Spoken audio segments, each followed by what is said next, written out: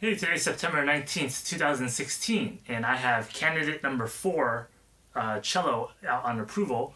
Again, I'm going through the process of trying out different cellos for purchase, and this is the fourth cello I'm trying out for a little bit. And this is another older cello. This one here is the Benedikt Lang cello, also a German cello.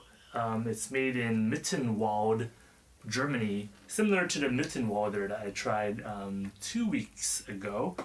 This one here, the tag on the inside shows Mittenwald / Karwendel. I haven't looked up what Karwendel is, but I imagine it might be another area or region in Germany. And I mentioned this one is a little bit older. Its date on the inside says 1986. But from the look of it, this one does look quite clean and even still has quite a bit of shine on it. So, the surface, looking at it, it looks quite new, actually. Just a few minor surface scratches on it. The side of it looks like that. And the back end of it, very beautiful. Either very well maintained or very lightly used. So again, this is the Benedikt Lang cello, another German cello. This is probably the third German cello that I'm trying in a row. The only other one that I tried was the Kalen Woter one, the first cello that I tried. That one was, I believe, is a Romanian workshop. So let's give the Benedikt Lang cello a try, and let's hear what it sounds like on open strings.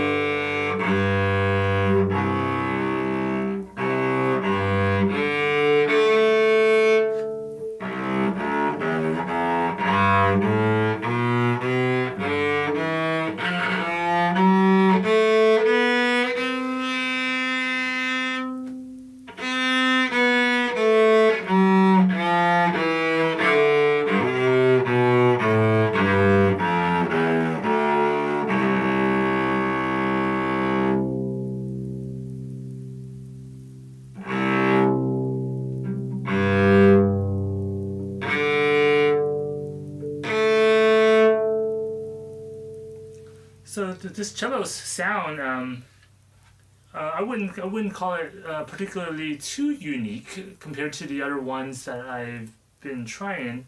I would say it's quite comparable to the one that I tried last week. The one last week was the Wilhelm Kleyer. Wilhelm Kleyer, also another German cello. So again, the lower strings are sounding a little bit lower, more full in sound than the upper strings.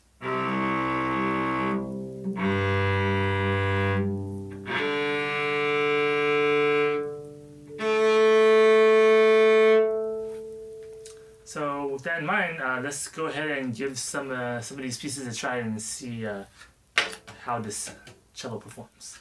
So I'm going to try a piece, song number 3 in Suzuki's Cello Code Volume 1 to see how this cello sounds. This is Lightly Row.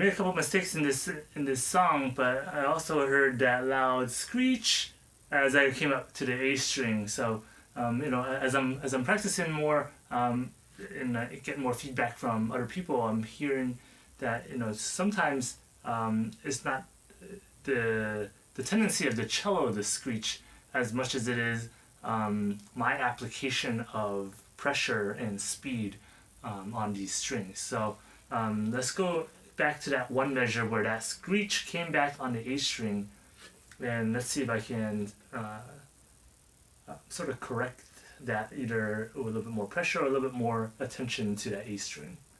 So I believe this is on line number 3 as it came up here.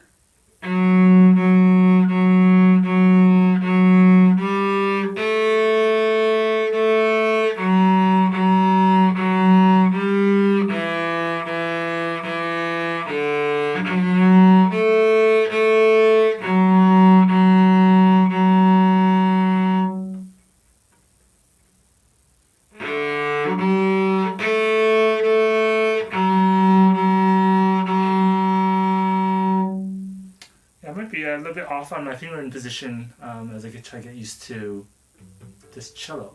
And let's move on to another song to give the Benedikt Lang a trial. And I'm going to try to play something a little bit faster, Allegretto this time. This is another etude, song number 11 in Suzuki Cello School Volume 1.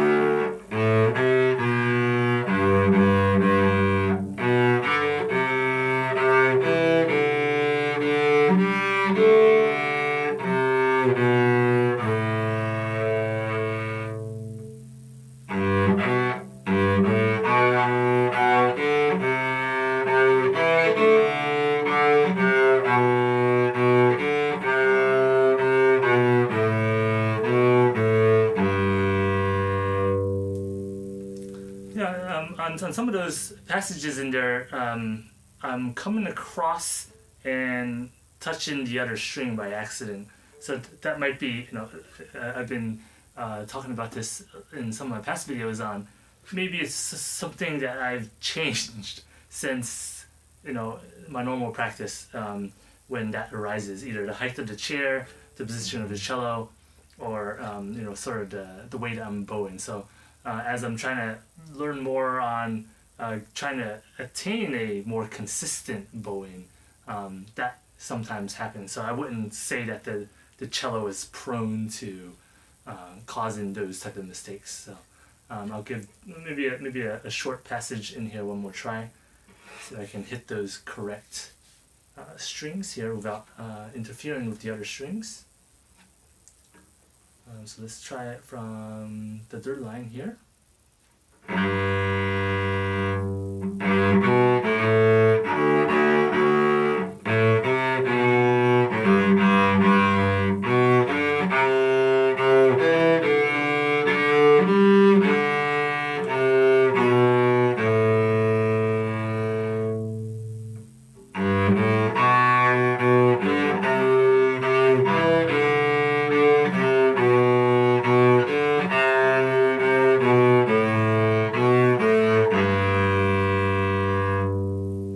Okay, so overall, first impressions of the Benedikt Lang is, the sound quality is pretty good. I don't think I have any major things to complain about in terms of the sound. Then again, all these cellos sound pretty great to me as a beginner. So my beginner ears always tell me that all cello sounds great if you know how to play them correctly. So let's see what these cellos sound. See what this one sounds like. Just plucking it.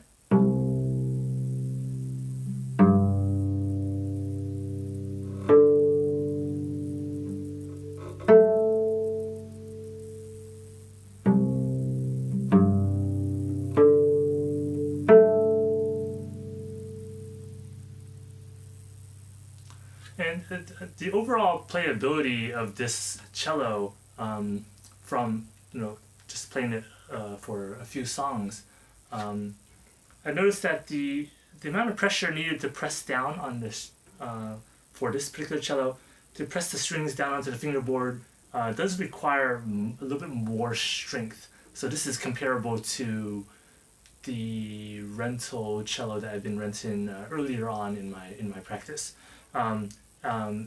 In contrast, the two Guarneri style cellos, both the Kalen Woter and the Wilhelm Kleyer, did have a lot more forgiveness in terms of its finger preciseness and also finger strength in trying to play some of these pieces. Playability of it is a little bit more difficult, I would say, is a little bit more, needs to require a little bit more skill in terms of finger strength and preciseness of the fingerings.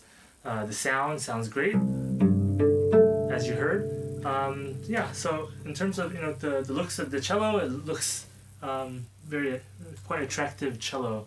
I would say it has a darker hue than the other ones, which are a little bit more orange.